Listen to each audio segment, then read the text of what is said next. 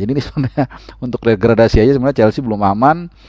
Ya Liverpool juga nggak entah mau dikemanain hidupnya nih nggak jelas ya. Belum pernah dibawain bikin podcast kayak gini.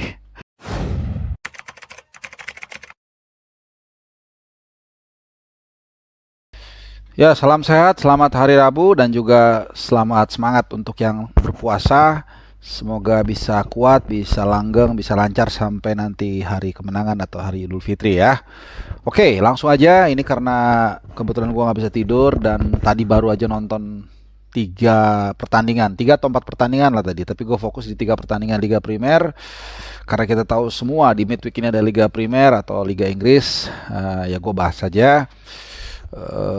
Tapi gue akan nitik beratkan nanti kepada pertandingan lato-lato ya antara Chelsea dan Liverpool. Tapi sebelum gue ke Chelsea dan Liverpool, gue akan update dulu 3 pertandingan yang lainnya, walaupun memang nggak terlalu nggak terlalu bukan pertandingan besar lah. Tapi gini, ada satu hal yang menarik karena pertandingan lawan Bournemouth, Brighton, kemudian Leeds, Nottingham Forest, Leicester Villa ini selalu melibatkan tim-tim yang sedang berjuang dari degradasi ya. Uh, ini menarik ya karena mungkin ini adalah salah satu pertarungan menghindari degradasi paling ketat dan paling ramai dan paling seru sepanjang sejarah IPL mungkin ya, tapi minimal salah satu lah. Karena sampai dengan pekan ke-30 ya, ini pekan ke-30 lah masuk ya, atau 29-30 lah. Itu ada berapa tim ya dari peringkat 12 lah, 12, 13, 14, 15, 16, 12, 13, 14, 15, 16, 17, 18, 19. Jadi ada 8 tim. Ada 8 tim dari peringkat 12 sampai peringkat ke-19. Itu yang dipisahkan hanya 5 poin. Ya, nanti akan gua share atau di sini mungkin bagaimana ketatnya persaingan di papan bawah ya. Bahkan kalau mau ditarik ke Southampton paling bawah pun ini jadi peringkat 12 sampai 20 itu gap poinnya hanya 7.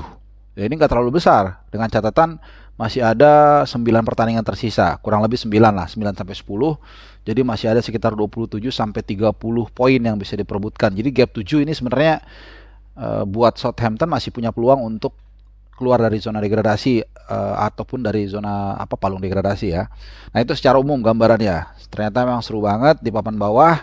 Nah, kemarin ada pertandingan antara Brighton dan Bournemouth. Dan ini sebenarnya kalau buat Brighton menang 2-0 ya. Gol dicetak oleh Mitoma dan juga Enkiso ya. Jadi ini debut gol buat Enkiso, ini pemain asal Paraguay. Menariknya adalah ya itu tadi, Brighton selalu melahirkan pemain yang hebat ya, terutama di sektor sayap. Ya, setelah Trossard pergi ke Arsenal, kemudian ada Mitoma dan sekarang ada Enkiso dari Paraguay. Ini nyetak gol kedua ya, 2-0.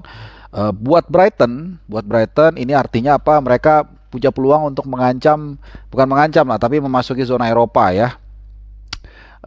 Hanya berbeda 4 angka dari Manchester United di peringkat kelima, dan beda sama juga dengan Spurs, juga beda 4, tapi Spurs 2 pertandingan lebih banyak. Ya, jadi ini seru nih kemenangan Brighton, dan Bournemouth sendiri ya tetap tertahan di peringkat ke-18. Tapi itu tadi posisi 12 sampai terakhir lah bahkan itu masih sangat cair.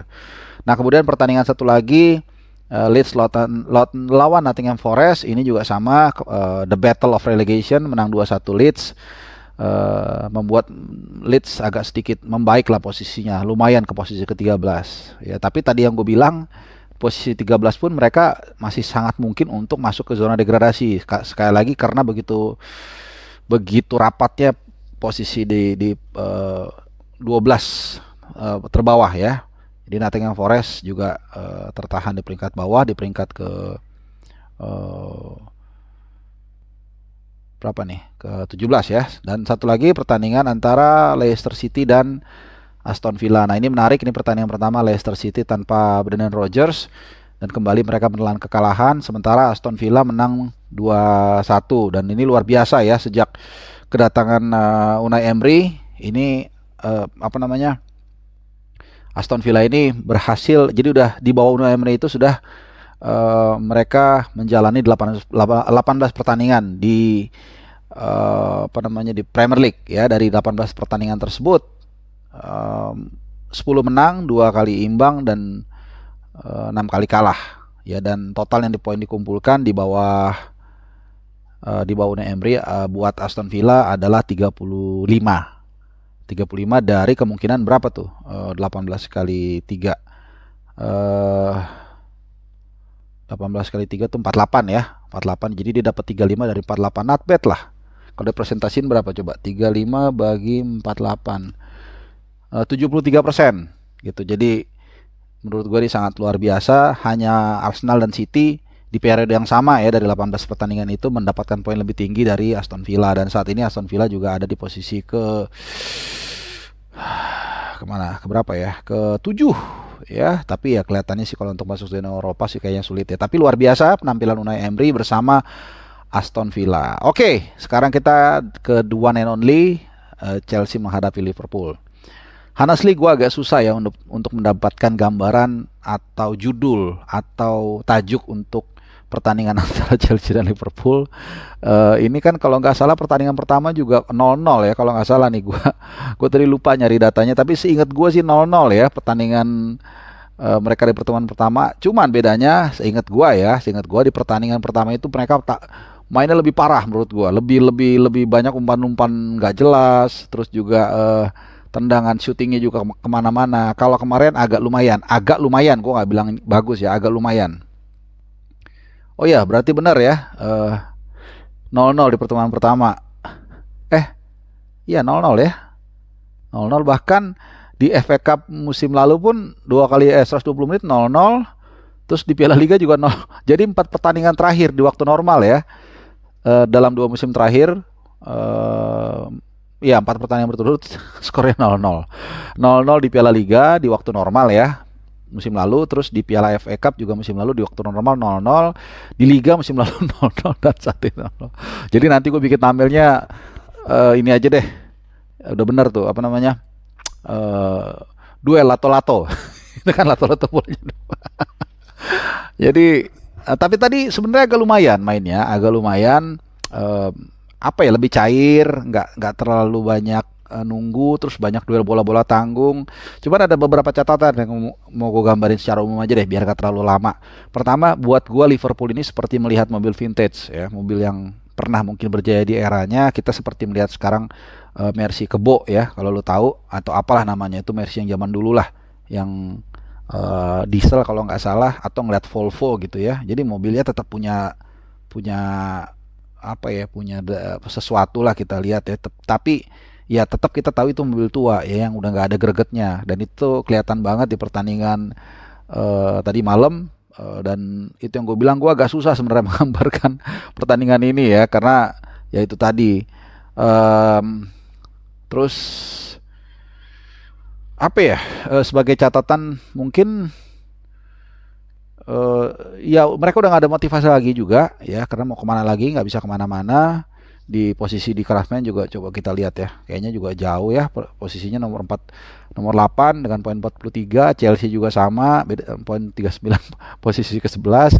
Malah kalau melihat secara dalam sejarahnya ya, sebenarnya Chelsea belum safety dari degradasi ya, karena magic point selamat dari degradasi itu 40 itu 99% aman lah. Jadi ini sebenarnya untuk degradasi aja sebenarnya Chelsea belum aman ya. Liverpool juga nggak, entah mau dikemanain hidupnya nih, nggak jelas ya. Belum pernah dibawain bikin podcast kayak gini. Apa ya, kalau gue bilang sih bukan anak SSB lagi main bola ya, seperti anak SD main bola ya, ya seru sih kalau ngeliat anak SD main bola ya, jadi tendang sana tendang sini, cuman ya gak keruan aja. Nah itu dari Liverpool. Terus dari Chelsea deh, Chelsea gini, Chelsea gue agak memberikan sedikit kredit poin, terutama buat lini belakang mereka, baik Kepa, Arrizabalaga maupun juga Koulibaly, Cucurella agak lumayan bagus tadi lah. Ya ada beberapa kali mereka melakukan intercept, kemudian duel bola-bola tanggung mereka juga oke, reading the game-nya juga oke, agak lumayan lah.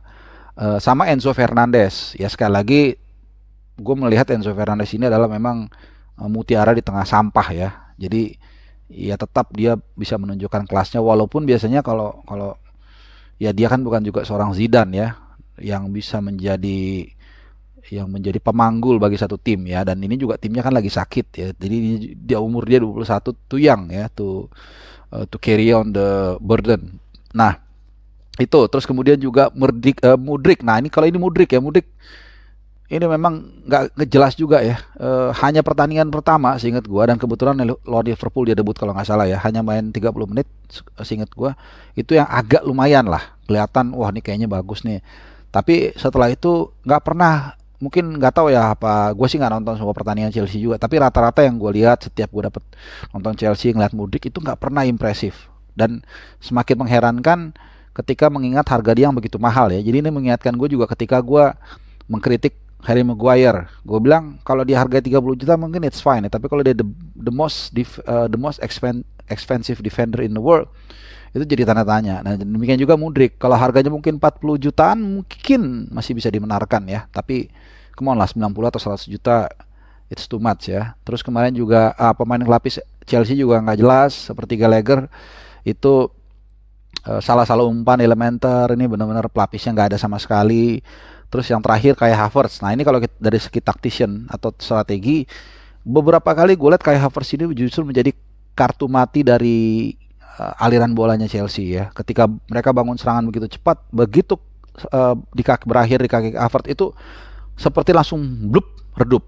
Berapa kali sampai ada dia kehilangan bola juga, lama nggak ada quick decision di situ, nggak lama ngambil keputusan, apakah shooting, apakah umpan, apakah dia menggiring bola, itu kelihatan sekali seperti kebingungan ya. Jelas sekali lagi ini yang gue katakan ada 10-20% yang kita nggak ngerti atau nggak tahu apa yang terjadi di ruang ganti atau dengan pribadi pemain tersebut. Yang jelas dia benar-benar menurut gue ya merusak ritme permainan ya. Jadi mungkin pelan-pelan ini juga membuka borok Chelsea selama ini di bawah Graham Potter. Oh ya, ini juga pertandingan pertama Chelsea tanpa pelatih atau tanpa Graham Potter, digantikan oleh siapa, Saltor kalau nggak salah ya, asistennya yang juga bekas legendanya Brighton.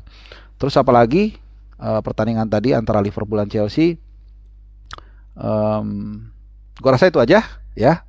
Mumpung gue lagi ada waktu dan juga gak bisa tidur, jadi gue bikin video ini ya.